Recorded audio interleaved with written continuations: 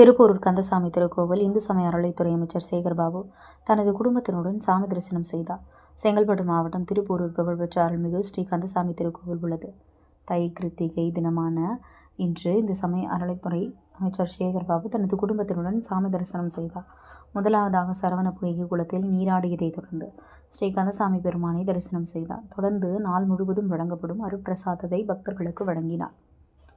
சுவாமி தரிசனம் செய்ய வந்த அமைச்சர் சேகர்பாபுக்கு திருக்கோவில் நிர்வாகம் சார்பில் வரவேற்பு அளிக்கப்பட்டது குறிப்பிடத்தக்கது. தொடர்ந்து தை கிருத்திகை தினமான இன்று பக்தர்கள் காவடி எடுத்தும் நெய் தீபம் ஏற்றும் ஏராளமான பக்தர்கள் நீண்ட வரிசையில் நின்று சாமி தரிசனம் செய்தனர்.